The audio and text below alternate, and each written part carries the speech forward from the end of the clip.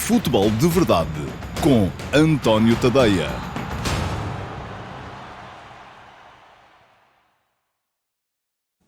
Olá a todos, sejam muito bem-vindos à edição número 33 do Futebol de Verdade para a temporada de 2023-2024. Hoje é quarta-feira, é dia 20 de setembro de 2023 e ontem começou a fase de grupos da Liga dos Campeões. Começou logo com uma vitória portuguesa, uma vitória do Futebol Clube do Porto em Hamburgo sobre o Shakhtar Donetsk por 3-1, grande noite de Galeno, que fez 2 golos e uma assistência, e sobre esse jogo vos falarei naturalmente mais à frente, quando for aqui feita a reposição da edição de ontem do Futebol de Verdade Flash, que foi entregue logo ontem à noite aos subscritores Premium do meu Substack, com o meu comentário, 15 minutos, sobre esse jogo, esse Shakhtar Donetsk Futebol Clube do Porto. Se quiser, enquanto espera que chegue essa reposição da edição de ontem do Futebol de Verdade Flash, pode muito bem ir-se entretendo com a leitura das conversas de bancada de hoje de manhã, e essas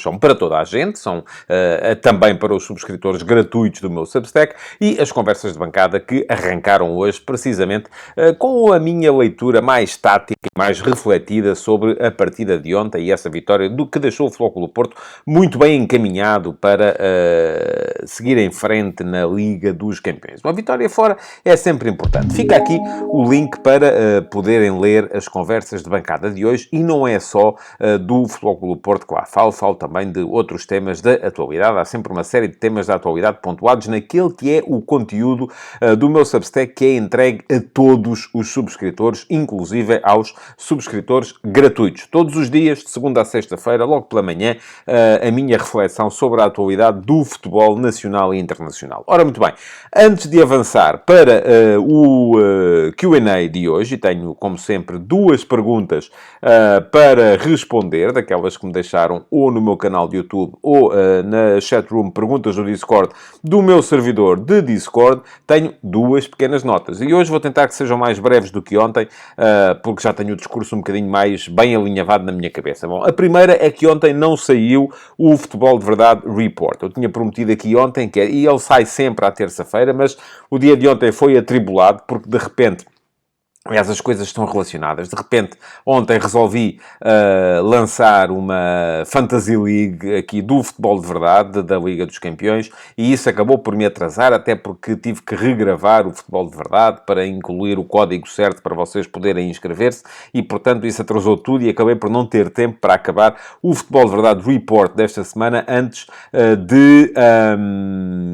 de começar o futebol, antes de começar a Liga dos Campeões, de modo que, em vez de fazer aquilo à pressa, tomei conscientemente a decisão de o deixar para hoje, e assim hoje vai com um bocadinho mais de cuidado e com mais amor e carinho o Futebol de Verdade Report desta semana, que é, eu já o anunciei aqui ontem, sobre o que é que faz afinal de especial este Boa Vista do Petit, que está em primeiro lugar na nossa Liga. O Futebol de Verdade Report é um programa especial de cerca de 25 minutos, meia hora, que é entregue uma vez por semana aos subscritores Premium do meu Substack. Portanto, este sim vai apenas para subscritores Premium e é entregue por e-mail. Quem for subscritor Premium vai receber hoje, antes de começar o futebol, antes de começar a Liga dos Campeões, a edição desta semana, com um dia de atraso, dedicada ao futebol do Boa Vista. Afinal de contas, o que é que faz este Boa Vista de tão especial? Bom, a segunda nota é precisamente a questão da Liga Fantasy, do facto de nós termos aqui, no Futebol de Verdade, uma Fantasy League da Liga dos Campeões. Eu acabei por ceder ontem aos pedidos dos amigos que já começo a ter no meu servidor de Discord, toda a gente a desafiar, manda lá, vamos lá fazer aí uma equipa, e eu acabei por fazer também uma equipa. Não me sei muito bem no primeiro dia, é o que eu tenho para vos dizer, mas é uma Fantasy League para quem segue, seja o meu Substack, seja o meu canal de YouTube. Podem inscrever-se Qualquer pessoa se pode inscrever. Podem inscrever-se quer sejam subscritores premium do meu Substack, quer sejam só subscritores gratuitos do meu Substack, quer não sejam subscritores de coisa nenhuma, mas sigam aqui o canal do Futebol de Verdade. Qualquer um se pode inscrever. Se já tem equipa, basta juntar a equipa à nossa liga. E o código, eu vou agora aqui, já está aí a aparecer para vocês poderem inscrever-se. É este que está aí a aparecer. Eu depois vou deixá-lo também na descrição do programa, para quem quiser fazer copy-paste. O código é o 30G7AN8X08. É esse que está aí a aparecer à vossa frente. Quem já tem equipa feita é só juntar-se à Liga, basta incluir este código e juntar-se à Liga e dessa forma também medir forças com todos nós que já lá estamos e já somos mais de 70. Apesar da iniciativa ter sido anunciada ontem aqui um bocadinho à pressão e tal, e eu, ainda hoje de manhã nas conversas de bancada eu escrevi, não há pior ação de marketing do que aquela que não é sequer anunciada, como foi esta. E portanto acaba por ser quase um tiro no pé, mas pronto, achei que a ideia tinha piada e acabei por fazê-lo. Bom, se ainda não tem equipa, mas ainda assim quer participar, não desespere, pode fazê-lo, aliás, pode inscrever-se até o último dia, creio eu, embora aí já com poucas opções e poucas possibilidades de ganhar, mas se fizer a equipa hoje, ainda vai muito tempo, basta não escolher os jogadores que tenham jogado ontem, escolher só os jogadores das equipas que vão jogar hoje e ainda pode fazer pontuação total nesta primeira jornada, porque se escolher os jogadores que jogaram ontem, já não soma os pontos dos que jogaram ontem. Bom, fica aqui o link para quem quiser inscrever-se, para quem ainda não tem equipa e quiser inscrever-se e fazer uma equipa para participar connosco. Amanhã, aqui no Futebol de Verdade, eu vou dar a tabela, os 10 primeiros da tabela da primeira jornada. Vou dizer quem é que está à frente. Bom, tal como vos dizia, toda a gente pode participar, quer sejam subscritores premium, subscritores gratuitos, não sejam subscritores, vejam o Futebol de Verdade, não vejam o Futebol de Verdade, mas apareceram por aqui, caíram aqui de paraquedas e epá, isto é giro, bora lá, vou participar. Toda a gente pode participar, mas no final haverá prémios para os 3 melhores entre os que forem subscritores premium do meu Substack, pelo menos desde o dia 15 de outubro. Isto é, vou dar-vos 2 semanas, vocês em 2 semanas decidem se acham que têm a hipótese de ganhar ou não têm, e se acharem que têm a hipótese de ganhar, é só uma questão de fazerem a subscrição premium até 15 de outubro e no final da época, se forem dos 3 melhores entre os premium, receberão prémios. Também vos digo, não vale a pena fazerem a subscrição premium só por causa dos prémios. Vale a pena fazerem a subscrição premium, que vos custa 5€ por mês, ou 50€ se quiserem fazer uma subscrição anual com 2 meses de desconto. Vale a pena se quiserem, das duas uma, ou ler os conteúdos que eu vou produzindo, ver os vídeos que eu vou produzindo, receber os Futebols de Verdade Flash logo na noite dos jogos, receber os Futebol de Verdade Report, ler tudo aquilo que já lá está no meu Substack e já lá estão quase 2 anos de arquivo, com muitos conteúdos que a mim, pelo menos, me pareceram muito interessantes para produzir e depois, segunda opção, se quiserem apenas apoiar a minha atividade como jornalista independente dos grandes grupos de média. São as 2 razões que podem levar-vos a fazer uma subscrição premium do meu Substack e fica aqui também o link para poderem fazer a subscrição. São razões, do meu ponto de vista, tão válidas como quaisquer outras. Depois os prémios, se ganharem a Fantasy League, enfim, é uma questão que vem por acréscimo. E o mais divertido, até vou dizer-vos, é ganhar a Fantasy League, é dizer aos vossos amigos, estou à frente, ganhei, do que receber os prémios que estarão à disposição. Bom, já sabem também que se fizerem a subscrição, podem aceder não só ao meu canal de Telegram, onde recebem os textos lidos por mim, para não terem que gastar vosso tempo precioso a ler, podem ouvi-los enquanto cumprem outras tarefas do dia-a-dia e, além disso, também podem entrar no divertidíssimo servidor de Discord, onde vamos todos conversando sobre futebol nas diversas chatrooms que por lá existem. E, bom, resolvida esta questão, vamos então responder às perguntas que selecionei para hoje, porque hoje vamos ter aqui, no Futebol de Verdade regular, o da 12h30, vamos ter Q&A, 2 perguntas. Vamos ter a reposição do Futebol de Verdade Flash sobre o Shakhtar Donetsk Futebol Clube do Porto, que os subscritores premium já puderam ver ontem à noite, quando o receberam. E ainda vamos ter hoje, ao longo do dia, o Futebol de Verdade Report sobre o futebol do Boa Vista e, ao fim da noite, o Futebol de Verdade Flash sobre a jornada de hoje da Liga dos Campeões. Portanto, há muita coisa hoje para os seguidores do Futebol de Verdade. Vamos então ao Q&A para hoje. Futebol de Verdade com António Tadeia.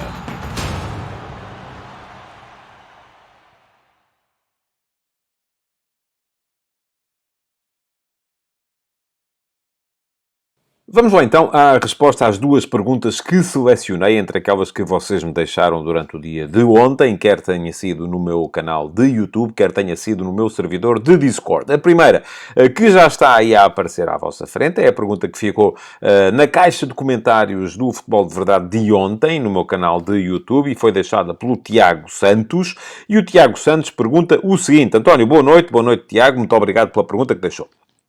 Sempre fui um adepto de João Félix, mas não consigo dizer como as manchetes que por estes últimos jogos ele agora já é o melhor do mundo. Também não me parece que seja.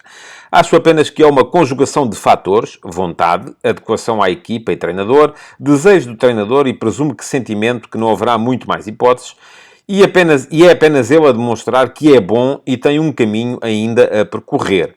Gostaria de saber a sua opinião e também perguntar até que ponto conseguimos transferir isto para a equipa nacional. Um abraço para si também, Tiago. Muito obrigado mais uma vez pela sua pergunta e o fenómeno João Félix é de facto algo que tem feito correr muita tinta e tem ocupado muitas horas de televisão nos últimos dias. Porquê? Porque o João Félix fez 2 jogos extraordinários pelo Barcelona, nas 2 primeiras vezes que foi titular, e o Barcelona ganhou os 2 jogos por 5-0. Foram 5-0 ao Betis, com um golo do Félix e uma... Enfim, nem sequer é uma assistência, porque ele não tocou na bola, mas aquele pormenor genial em que ele deixa passar a bola por entre as pernas para um golo do Lewandowski nesses 5-0 ao Betis, vale mais quase do que uma assistência, se formos a ver a coisa com olhos de ver. E depois, ontem, nos 5-0 ao Royal Antuérpia, foram 2 golos, um deles de cabeça, que não é uma coisa muito habitual no João Félix, e aqui sim uma assistência, uma belíssima jogada com cruzamento para um cabeceamento do Lewandowski, e o João Félix feito ou nomeado melhor em campo pela UEFA na partida de estreia do Barça nesta edição da Liga dos Campeões. E, portanto, aquilo que toda a gente pergunta é, afinal de contas, o que é que se passa com o Félix? Qual é que é o verdadeiro Félix? É aquele que andou... até podemos ir mais atrás. É aquele que, a meia época, carregou o Benfica até ao título de campeão, naquele ano em que ele começa como suplente no Benfica com o Rui Vitória, 2018-19, e depois, na segunda metade da época, com a entrada do Bruno Lage, ele passa a ser titular e marca toda a diferença entre uma equipa que andava a arrastar-se na Liga e uma equipa que acabou por ser campeã nacional. É aquele que, e dessa forma, justificou, ou pelo menos fez a parte que lhe competia para justificar uma transferência milionária para o Atlético de Madrid. É aquele que andou durante estes anos todos a arrastar-se em Madrid, alegadamente por, há quem diga, mau profissionalismo, há quem diga inadequação à ideia de jogo do Diego Simeone, há quem diga falta de vontade de trabalhar no plano defensivo. Portanto, há todas essas questões que têm colocado, mas a verdade é que ele, durante estes anos todos, nunca justificou condignamente aquilo que o Atlético de Madrid pagou pelo seu passe, ou é aquele que no ano passado também não fez particularmente a diferença no Chelsea, quando foi emprestado pelo Atlético de Madrid ao Chelsea, ou é aquele que agora está a brilhar ao serviço do Barcelona? Bom, a primeira coisa que eu tenho para dizer a este respeito é, são 2 jogos, e aquilo que eu escrevi a seguir ao primeiro jogo, e está nas conversas de bancada da última segunda-feira, e fica aqui também o link para quem quiser ler o texto, porque, enfim, não é propriamente antigo, tem 2 dias, mas ainda vale a pena se calhar. Aquilo que eu escrevi é que o João Félix, neste momento, o grande desafio que ele tem pela frente é o desafio da consistência. Ele não tem que fazer isto, na altura eu escrevi, não tem que fazer uma vez, tem que fazer muitas. Agora digo, não tem que fazer 2 vezes, tem que fazer muitas. Mas a verdade é que nas 2 vezes em que lhe foi dada a possibilidade, ele fê-lo. E, portanto, há que começar a dar aqui o benefício da dúvida ao João Félix. E começamos à procura das justificações para se perceber por que razão é que ele já não é, por que razão é que ele está a brilhar agora, por que razão é que ele não brilhou nos anos que passou no Atlético de Madrid. E eu acho que o Tiago inventariou aí uma série de razões que são muito válidas para ajudar a explicar isto. Por um lado, alguma culpa do treinador, porque de facto o Diego Simeone nunca desenhou, e ainda ontem o João Félix dizia na flash interview, ou numa das muitas flash interviews, e eu esta via no Twitter, feita pelo jornalista brasileiro Marcelo Bechler, jogador, nem sei para que canal de televisão, mas ele partilhou-a no seu Twitter pessoal, ou profissional, deve ser profissional, e ele dizia que aqui o jogo é simples, é um jogo a 1-2 toques, é um jogo que facilita a vida aos avançados. Eu diria mesmo mais, é um jogo em que a bola está mais vezes perto da baliza do adversário e, portanto, isso também acaba por ser mais favorável àquilo que é o futebol do João Félix. É um jogo em que, se calhar, não se exige tanto no plano defensivo aos jogadores da frente, ou não se exige tanto em termos de esforço de baixar, porque o Barcelona defende mais à frente, não é de repente chegar aos avançados e dizer assim, vocês não têm que defender, até porque o Barcelona, e a ideia de jogo do Barcelona, é uma ideia de jogo que parte da recuperação de bola em zonas muito altas do campo, através da colocação de muita gente na frente, desde os tempos do Cruyff, nem é preciso ir ao Guardiola, é desde os tempos do Cruyff, é ter muita gente na frente para, através da inteligência posicional, a equipa ser capaz de recuperar a bola mais à frente, se calhar sem precisar de correr tanto como correm os homens da frente nas equipas do Simeone. E eu aqui não sou nada daquela escola de comentadores que diz, e tal, os avançados têm que correr como os outros, têm que suar as estupinhas. Não, eu se tiver um jogador que é capaz de desequilibrar, se eu tiver o Messi na minha equipa, se eu tiver o Cristiano Ronaldo na minha equipa, que é um jogador, são jogadores que eu quero é que eles estejam fresquinhos para o momento em que a equipa tem a bola e percebo que eles já não estão em condições de dar muito no plano do trabalho defensivo, eu até vou tentar desenhar um plano de jogo que permita que eles não tenham que trabalhar assim tanto quando a equipa não tem a bola, para depois poder usufruir daquilo que eles têm para me dar quando a equipa tem a bola. Essa ideia de que numa equipa são todos iguais, enfim, são todos iguais, toda a gente tem direitos e toda a gente tem deveres, mas nem toda a gente dá a mesma coisa à equipa. Portanto, o papel do treinador é perceber o que é que uns têm para dar, o que é que outros têm para dar e desenhar o contexto ideal para que todos possam dar o máximo. E às vezes o contexto ideal para que todos possam dar o máximo e para que a equipa saia beneficiada é não ter alguns jogadores parados e não ter outros a correr como se fossem a mula da cooperativa, que não sei se a mula da cooperativa corria muito ou pouco, mas pronto, foi do que me lembrei agora aqui neste momento. Portanto, aquilo que me parece é que há de facto um plano que favorece mais aquilo que é o futebol do João Félix, porque a equipa joga mais perto da área do adversário e isso automaticamente é bom para ele, mas também há na cabeça do João Félix ali alguma coisa que mexeu e que disse, eu agora aqui estou bem. Agora aqui, e o facto dele acreditar nisso pode ser muito importante para aquilo que é o rendimento que ele está a apresentar. Não tenho a certeza, aliás, tenho a certeza, e a dizer isto pela negativa, mas posso dizer pela positiva, tenho a certeza de que também há responsabilidades do próprio naquilo que foi o ocaso que ele viveu durante estes anos todos no Atlético de Madrid e que agora ameaça interromper. Atenção! Tomem nota daquilo que eu disse. Ameaça interromper. Eu não acho que esteja ganha a batalha por causa de 2 jogos. A batalha do João Félix é conseguir, durante uma época inteira, provar aquilo que o Enrique Cerezo, o presidente do Atlético de Madrid, diz dele todos os anos. Vai ser um dos melhores do mundo. Está bem, vai ser, mas a gente quer saber é quando. A gente quer é ver. Não é só ver ali o potencial. É ver, de facto, esse potencial concretizado. E aqui eu acho que, para que esse potencial não tenha sido concretizado ainda, há culpas do próprio, há culpas do treinador que ele teve e há culpas do ambiente geral, porque vocês dizem, está bem, mas no Chelsea ele não tinha não tinha o Simeone para o atrapalhar. Está bem, mas o de Chelsea era e ainda é, aparentemente, um bocadinho uma casa de malucos em que ninguém se entende. E há jogadores que têm essa capacidade dentro deles de chegar a um sítio e mudar aquilo que é o plano geral das coisas. E há outros que não têm. Precisam de um plano geral que lhes convenha e que lhes permita que sejam capazes. E atenção, não estou com isto a dizer que aqueles que não são capazes de mudar as coisas não podem ser dos melhores. Claro que podem.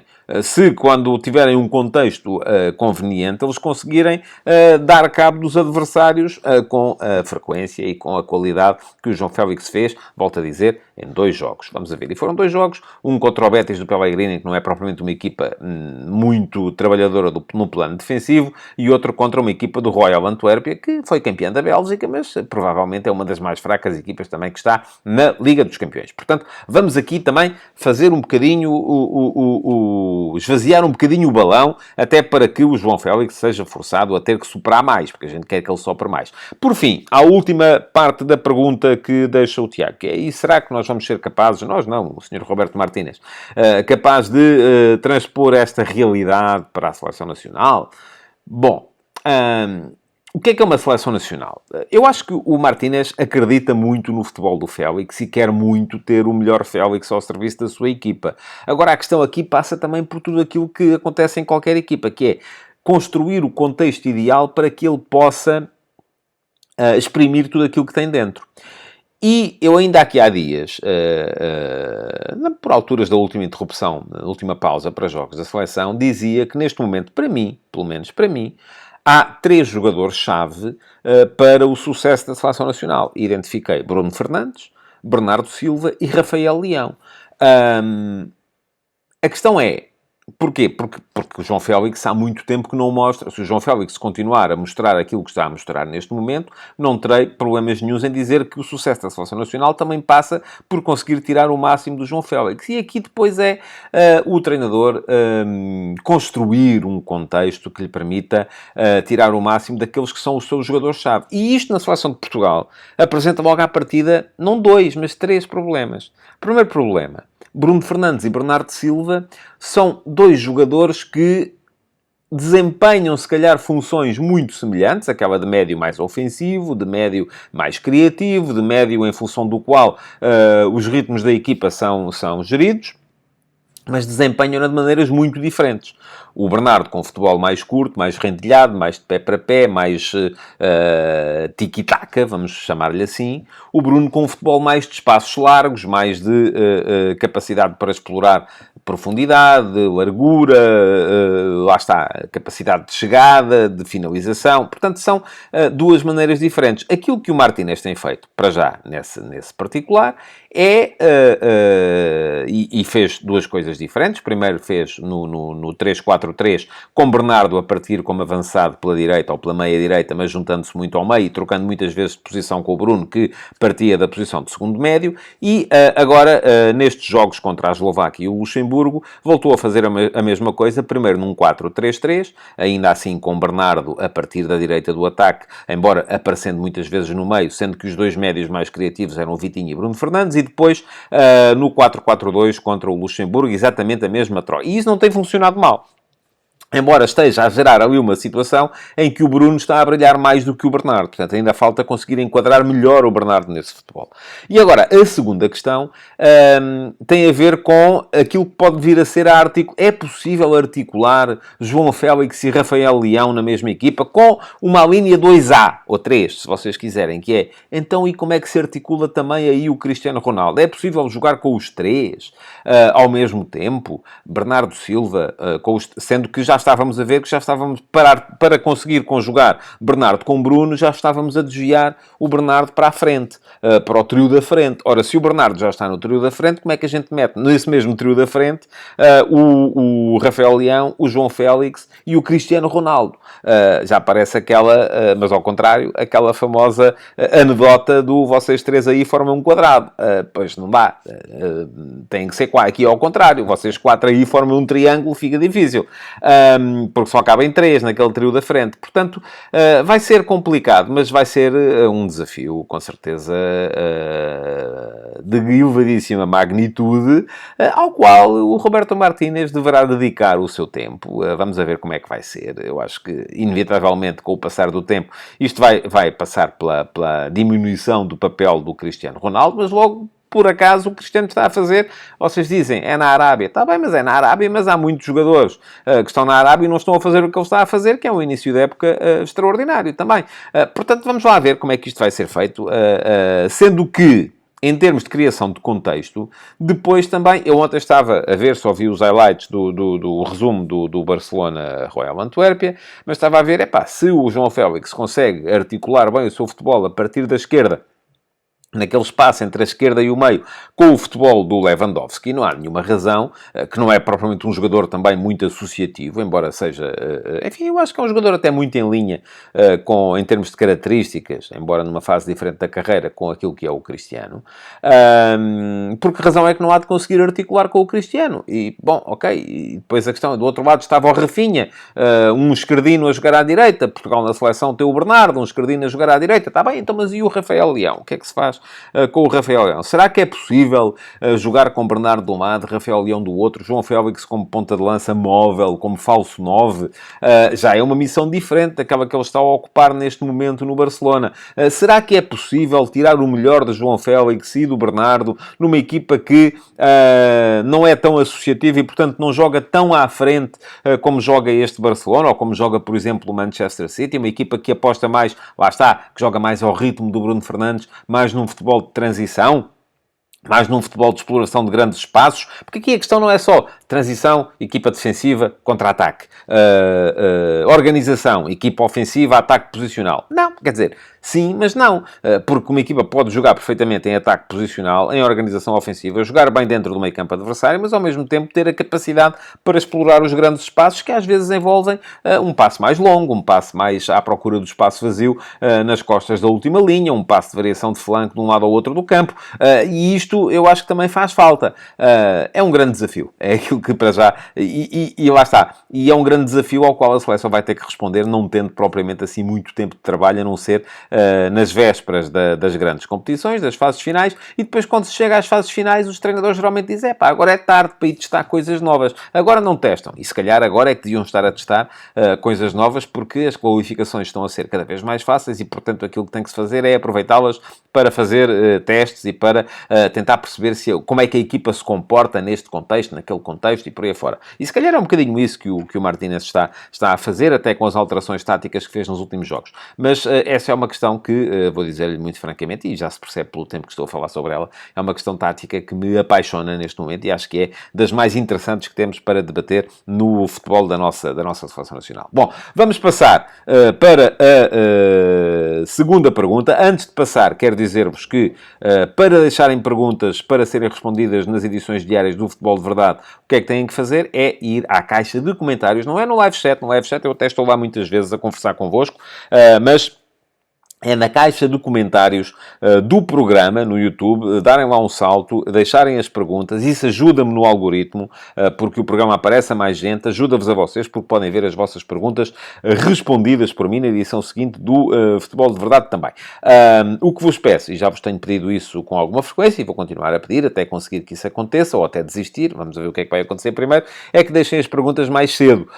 Porquê? Porque eu teria todo o gosto em gravar o programa um bocadinho mais cedo, para não continuar a falhar continuamente o prazo do 12h30, porque isto depois de gravar, de editar, há o processo de renderização, há o processo de aprovação por parte do YouTube, que o YouTube tem sempre que ir ver se eu não estou para aqui a incitar ao ódio, se eu não estou para aqui a fazer apelos a comportamentos abjetos, e se não violo direitos de autor, seja de quem for, porque também é uma coisa que é sempre vista, e isso leva tempo, e portanto muitas vezes o programa acaba por falhar o prazo do 12h30, mas se eu o gravo de manhã, acaba por acontecer quase sempre. Bom, vamos esperar que hoje ele tenha entrado a tempo. Quando estou a gravar, ainda não sei. O que é que podem fazer é, também ao mesmo tempo, e fica aqui o link para o fazerem, inscreverem-se no canal, ativarem as notificações para serem avisados sempre que houver conteúdos novos no meu canal de YouTube, e isso acontece a uma frequência, a uma cadência diária. Isso é garantido. Bom, segunda pergunta para hoje. É a pergunta que vem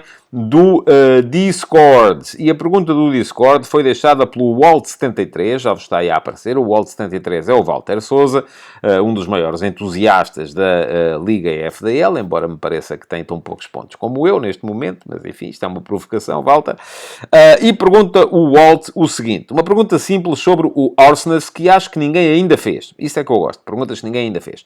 Sabemos que o homem é um operário eficiente, capaz de desempenhar várias funções, posições em campo, à direita, na esquerda, no meio, mais à frente ou mais atrás. Mas onde é que o norueguês renderá menos? Se o António fosse o Roger Schmidt, onde nunca colocaria Orsnes, apesar de o alemão já o ter feito? Belíssima pergunta, Walter.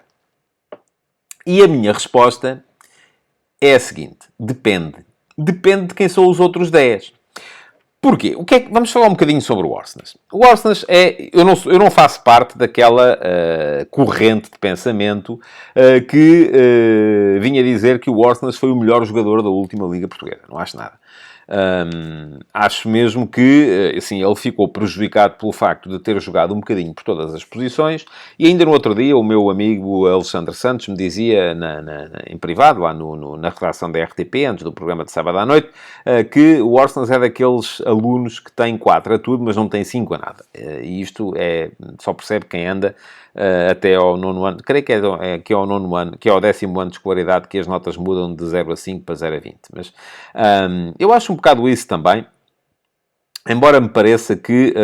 quais são os grandes méritos do Arsenal? Capacidade de trabalho, sem dúvida. Eu não acho que esse seja o principal. Ainda assim, acho que o principal mérito do Frederic Arsenal é um entendimento do jogo superior. Ele é um jogador que pensa rápido e bem. E isto é fundamental. E depois tem outra questão. É que, pensando rápido e bem, é um jogador que consegue adaptar-se a várias situações. Não só de posições no campo, como situações de jogo. Ele sabe precisamente como é que tem que se colocar quando tem que pressionar alto, sabe precisamente como é que tem que se colocar quando tem que defender baixo, sabe precisamente como é que tem que se colocar quando tem que circular por trás, sabe precisamente o que é que tem que fazer se tem que apostar num passo progressivo, sabe precisamente quando é que tem que driblar, quando é que tem que passar. Depois podem não ter a capacidade técnica para fazer algumas coisas um bocadinho mais elaboradas, mas os fundamentos do jogo ele domina-os, passa bem, recebe bem, ocupa bem o espaço e, portanto, isto acaba por fazer dele quase um jogador imprescindível para o Roger Schmidt. E agora perguntam vocês, está bem, mas por exemplo, o Haaland é um jogador imprescindível para o Guardiola e, no entanto, ele usa-o sempre na mesma posição. Isto por falar só de noruegueses. Porque é que o Guardiola, de repente, não põe o Haaland a jogar a defesa esquerda ou a médio centro ou a defesa central, não é? Porque é que não acontece? Não acontece porque tem essas outras posições perfeitamente cobertas. E é isso que tem levado, muitas vezes, a que o Roger Schmidt vá variando a posição do Arsenal. Portanto, para responder à sua pergunta, onde é que eu nunca o colocaria? Eu vou dizer-lhe, depende. A posição em que eu gosto menos de o ver jogar é a defesa lateral, que é precisamente aquela que ele está a desempenhar neste momento e que já desempenhou na época passada. Se eu já achava que o Arsenal, como defesa direito, ficava um bocadinho mais exposto a algumas fragilidades, acho que fica ainda mais se for colocado como defesa esquerdo. E, no entanto, é aí que o Schmidt está a pô-lo a jogar, porque o Schmidt é estúpido. Não, não é. A questão é que o Schmidt quer muito tê-lo na equipa, porque acha que ele é fundamental para a equipa do Benfica, e eu concordo. Neste momento o Arsenal é fundamental para a equipa do Benfica, e querendo muito tê-lo na equipa, vai percebendo qual é a posição que ele tem mais mal preenchida naquele momento, e neste momento é a de defesa esquerda. O Arsenal chegou ao Benfica, e eu creio que no Feyenoord, há 2 anos, ele jogava sempre na mesma posição, que era um dos 2 médios centro. Aliás, partilhou o meio-campo muitas vezes com o Orkan Kokshu, que também já está no Benfica, e muita gente disse no início, agora vamos ter aqui no Benfica o meio-campo que era o meio-campo do Feyenoord, Kokshu e Arsenal já estão habituados, já sabem o que é jogarem juntos, e, no entanto, eu creio que eles só jogaram os dois ali uma vez. Foi precisamente naquele particular contra o Feyenoord e correu mal. Porquê? Porque provavelmente haveria outras zonas do campo que não estavam bem preenchidas. E a história do Arsenal, do Benfica, tem sido sempre essa. Por exemplo, ele chegou ao Benfica como médio centro e a primeira surpresa, eu creio, não tenho a certeza disto que vou dizer, mas creio que chegou já com a época em andamento. Aliás, ele no ano passado foi campeão neerlandês e português, porque ainda começou o campeonato no Feyenoord e depois a equipa acabou por ser campeã e veio jogar para o Benfica, e depois o Benfica também foi campeão, portanto foi bicampeão num ano só. Mas como ele chegou mais tarde, eu creio que a primeira vez que ele foi titular no Benfica foi precisamente em Paris, contra o Paris Saint-Germain, em que ele apareceu no 4-2-3-1 do Benfica como atacante interior esquerdo. E eu chamo isso, não chamo extremo esquerdo, porque o extremo esquerdo é um jogador que joga junto à linha. E os atacantes interiores, os homens do 3 de apoio à ponta de lança do Benfica, jogam quase sempre muito mais por dentro. E porquê é que ele apareceu ali? Apareceu ali porque do outro lado estava o Hakimi, como lateral direito, e era importante melhorar a capacidade de pressão do Benfica naquela zona específica do campo. Resultou, o Benfica empatou em Paris. E depois o Orsnes foi aparecendo um bocadinho, apareceu a aparecer como segundo ponta de lança, ainda esta época apareceu às vezes, enfim, na Supertaça, naquela primeira parte, eu era um bocadinho um misto de segundo ponta de lança até com primeiro ponta de lança, porque o Rafa, que era o primeiro ponta de lança, saía muito da posição. E, portanto, também é outra posição em que eu não o colocaria, como 9. Não me parece que seja... e isso aí acho que resultou mesmo mal. Já apareceu como atacante interior direito, portanto, ocupou aquelas 3 posições, ou as 4 posições, se quisermos, do ataque. Pode fazer, porque é a posição de origem, qualquer das 2 posições de meio campo. Não, eu creio que ele ainda não foi central. A não ser, se calhar, eventualmente, numa emergência. Mas já foi o lateral direito e o lateral esquerdo. Neste momento está a jogar como lateral esquerdo. Porquê? Porque não há. Porque o Bernat ainda não está em condições e o Jurasek lesionou-se. O Ristich foi dispensado. Portanto, é a melhor opção que tem o Schmidt para o colocar a jogar, para o colocar no 11. É ali, além de que ele sabe que, ao contrário, se calhar, da generalidade dos jogadores da sua equipa, ele tem a certeza que pode fazer bem o lugar. Ou pode fazer o lugar dentro dos chamados mínimos olímpicos. Agora, para responder à sua pergunta, a minha resposta é sempre esta. É sempre depende. Por exemplo, como atacante interior direito ou esquerdo, pode jogar? Eu diria, pode. Mas é importante que depois o homem que esteja do outro lado seja mais um criativo, mais um jogador, um Di Maria ou um Neres. Porque aquilo que se viu muitas vezes no ano passado, naqueles 3 homens da frente do Benfica, era que eles foram muitas vezes João Mário, Rafa e Orsnes, e eu aí acho que faltava capacidade criativa, capacidade de sair no 1 para 1, capacidade de inventar espaço, e isso já seria diferente se lá estivesse o Neres. Tal como neste momento, me parece que pode ser um risco o Benfica entrar em determinados jogos com Di Maria, Neres e Rafa ao mesmo tempo naquelas 3 posições.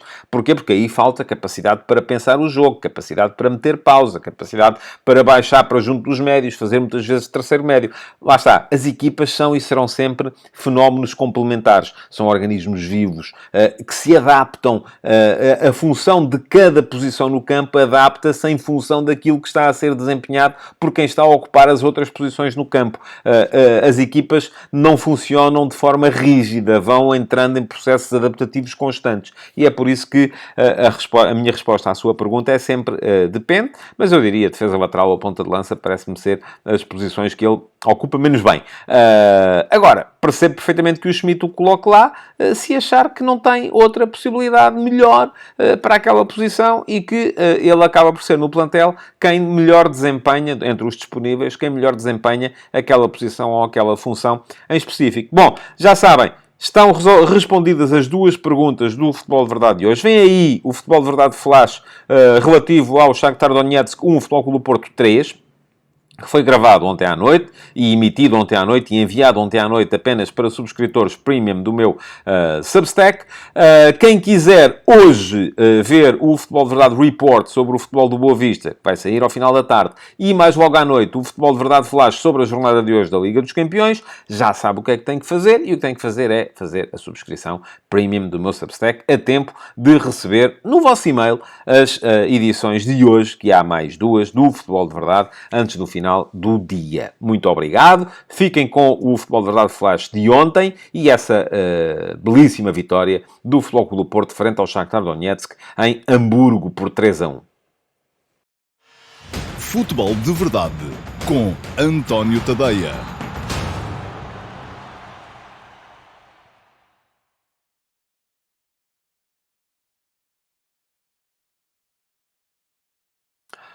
Olá a todos e sejam muito bem-vindos ao Futebol de Verdade Flash para o Shakhtar Donetsk 1, Futebol Clube do Porto 3, jogo que decorreu na Alemanha, no Volksparkstadion de Hamburgo, onde a equipa ucraniana vai disputar as suas partidas caseiras nesta Liga dos Campeões. Foi uma vitória justa de um Futebol Clube do Porto que não foi melhor, foi muito melhor do que o adversário de hoje e que, de certa forma, abriu as perspectivas, ou boas perspectivas, de qualificação para a próxima fase, porque, além disso, no outro jogo do grupo, o Barcelona goleou o Royal Antuérpia, o que deixa entender que, mesmo logo à primeira jornada, fica uma certa sensação de otimismo relativamente àquilo que podem ser as possibilidades de Futebol Clube Porto e Barcelona neste grupo. Ora, aquilo que se viu, a primeira vitória de Sérgio Conceição na primeira jornada da Liga dos Campeões com o Futebol Clube Porto, ao fim de 6 edições em que concorre à competição. Foi um Futebol Clube Porto a entrar muito forte, a entrar com velocidade e a desbaratar por completo a frágil organização defensiva de uma equipa do Shakhtar, que já se viu que é tanto uma mescla de jovens ainda muito inexperientes. Estreou 8 jogadores na Liga dos Campeões hoje, o treinador Van Leuven, com jogadores já veteranos que claramente já estavam em claríssimas dificuldades para chegar ao fim dos 90 minutos. Valeu ao Shakhtar que o Futebol Clube Porto, depois de chegar muito rapidamente ao terceiro golo, o Porto marcou aos 7, aos 15 e aos 29 minutos, o Porto, na segunda parte, limitou-se praticamente a gerir o ritmo do jogo, já até, quem sabe, se a pensar um bocadinho naquilo que pode vir a ser a próxima jornada da Liga Portuguesa, porque daquele jogo já se percebia que não havia muito mais a tirar. Ora, já vos vou explicar daqui a pouco como é que as duas equipas surgiram em campo, mas aquilo que é preciso perceber é que foi a velocidade que o Porto meteu, sobretudo no último terço, a resolver a partida desde cedo. Antes disso, aos 7 minutos, foi na arte de um cruzamento de trivela de João Mário que o Porto quase marcava. A bola foi cortada, mas mal cortada, como aconteceu muitas vezes na defensiva do Shakhtar, e Taremi quase chegava para fazer o gol, que apareceu então no minuto seguinte. Há uma jogada entre Alain Varela e Taremi, que gera um remate de André Franco, e depois, na recarga, após uma primeira defesa do guarda-redes, Galeno foi o mais rápido a chegar à bola para fazer o golo na baliza desguarnecida. O Shakhtar ainda conseguiu reagir, porque marcou logo 5 minutos depois. Lá está, o lado direito do ataque do Shakhtar, o único que criou algumas dificuldades ao último reduto portista, um arranque de Zubkov, que após um passe acelerativo do central esquerdino Rakitski, a bola chegou a Konoplia, que da linha de fundo cruzou para um cabeceamento de Kelsey, que não deu quaisquer hipóteses ao guarda-redes esportista Diogo Costa. Só que 2 minutos depois o Porto voltou a marcar. Foi uma asneira de Sikan, o extremo esquerdo da equipa do Shakhtar, que fez um passe interior em zona frontal à sua grande área.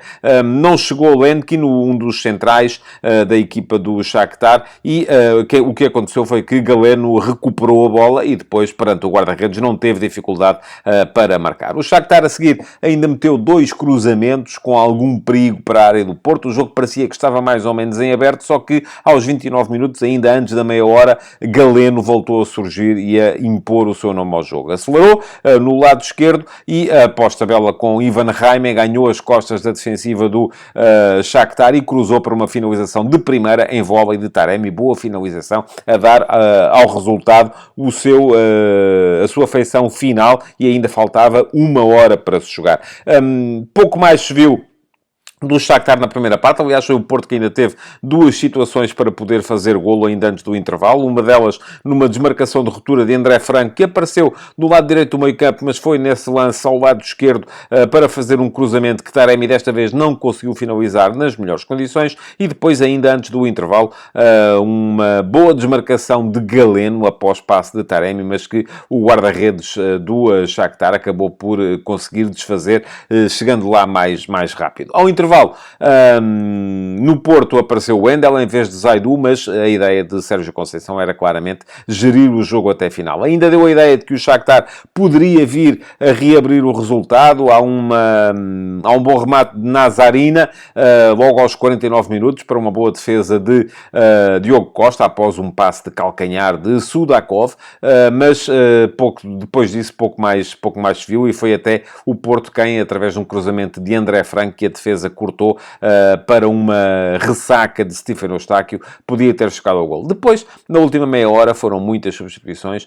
Foi basicamente o Porto a tentar gerir o ritmo do jogo, não fatigar demasiado a sua equipa, para poder encarar o jogo do próximo fim de semana de campeonato com a equipa mais fresca. E da parte do Shakhtar, algumas lesões, jogadores fatigados, outros ainda sem experiência para poderem impor-se a este nível. Portanto, acabou por ser o Futebol Clube Porto a chegar ao fim sem sobressaltos, com os 3 pontos que foram justíssimos para a equipa portuguesa.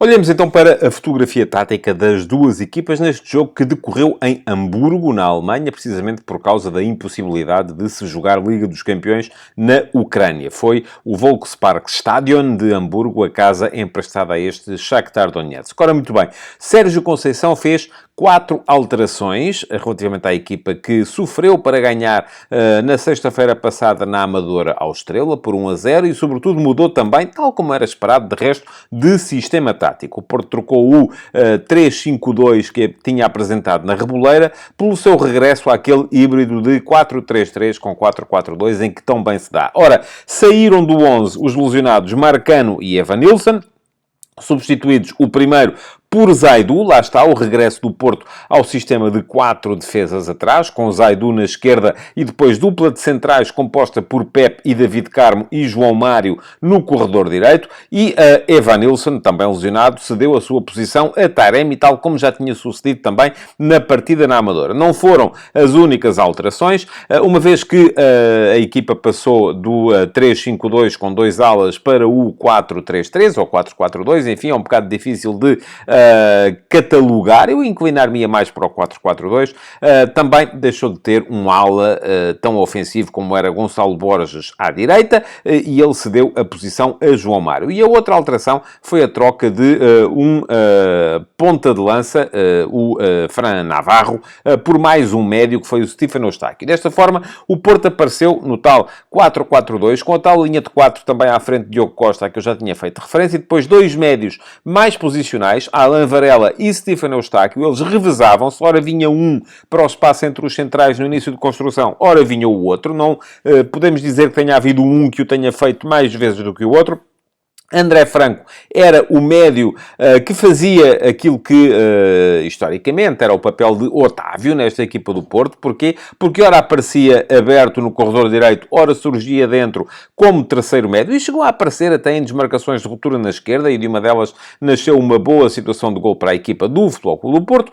E, além disso, ainda o outro centrocampista, aquele que aparecia mais próximo do ponta de lança, que era Taremi, era Ivan Jaime. Do outro lado, no lado esquerdo, era Galeno quem esticava o jogo, quem dava profundidade, velocidade, largura e quem causou mais problemas à organização defensiva do Shakhtar Donetsk. No Shakhtar, o holandês Van Leuven fez também 4 alterações relativamente ao jogo do último fim de semana. Trocou o guarda-redes Rudko por Riznik, trocou o lateral esquerdo Azarov por Miroshi e, além disso, ainda trocou Krizvik no meio-campo por um médio ligeiramente mais defensivo, como era Nazaruna, e ainda trocou na frente Kastchuk por Kelsey, sendo que Kelsey passou para ponta de lança, o que levou à derivação de Sikan, o habitual ponta de lança, para o lado esquerdo do ataque. O Shakhtar apresentou-se em 4-1-4-1, o que significou que era Stepanenko quem aparecia entre linhas, entre os 4 homens de trás.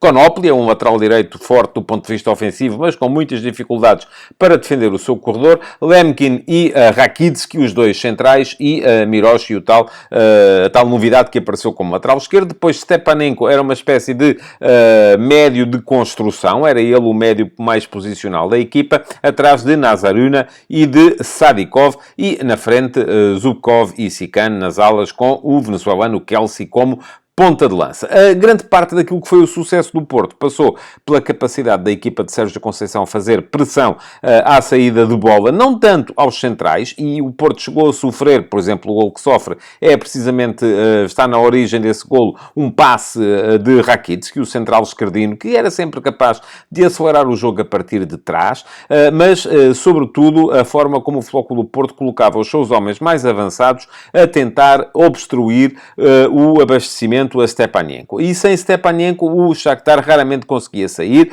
Criou ainda assim alguns problemas pelo lado direito do seu ataque, através de Zubkov, através de Konoplia, mas depois sofria muito sempre que o Porto metia um ataque mais rápido, porque geralmente tinha esse lado descoberto. Quanto ao Porto, já vos disse, em construção baixava um dos médios para o espaço entre os centrais, mas era muito um mesmo processo. Saída pela direita, esteve bem João Mário nesse aspecto, e depois a equipa atraía o adversário para esse lado do campo antes de explorar o lado esquerdo, onde Galeno metia a aceleração e era capaz de desequilibrar toda a organização defensiva do Shakhtar. Foi por aí que o Porto conseguiu resolver a partida.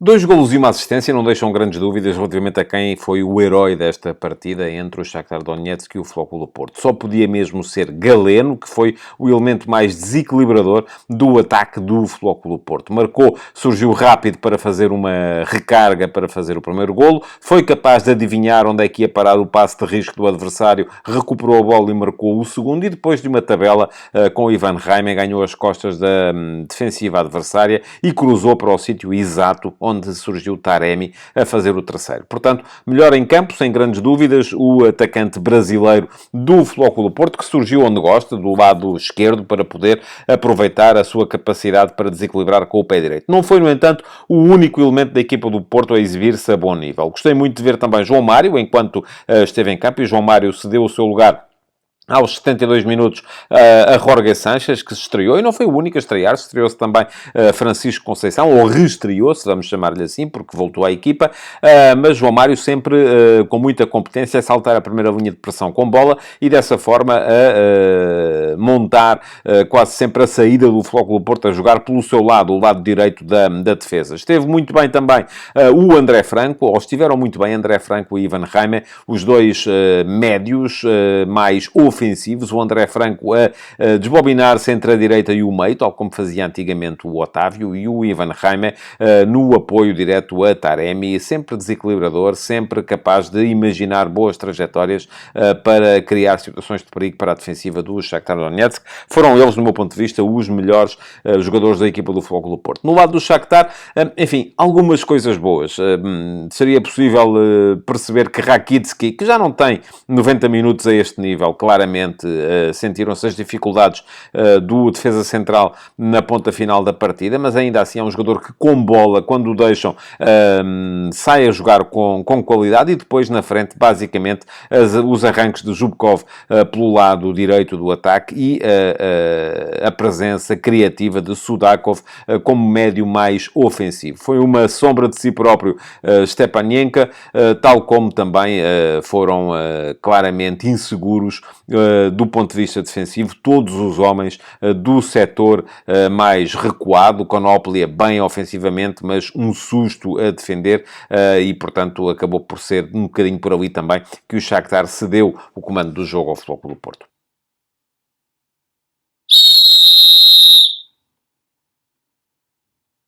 Este foi um daqueles jogos tão desiguais que pouco vale a pena falar da equipa de arbitragem liderada pelo italiano Davide Massa. No entanto, ele cometeu um erro que poderia ter sido importante caso não houvesse tanta diferença entre Flóculo Porto e Shakhtar Donetsk. É que já com um cartão amarelo, aos 44 minutos, Stepanenka pisou Galeno em lance perigoso para o extremo portista. Deveria ter visto na altura o segundo cartão amarelo, o que deixaria o Shakhtar reduzido a 10 homens, ainda com metade da partida por se jogar. Felizmente para o Porto e para a verdade desportiva, isso acabou por não ser absolutamente relevante no resultado do jogo. Em contrapartida, já na segunda parte, decidiu bem Davide Massa no momento em que Taremi, após cruzar-se com Nazarina dentro da área do Shakhtar, se deixou cair após um ligeiro contacto que não justificava de forma alguma a marcação de uma grande penalidade. Viu bem aí o árbitro italiano, mandou jogar, e depois as repetições acabaram por dar-lhe razão. Portanto,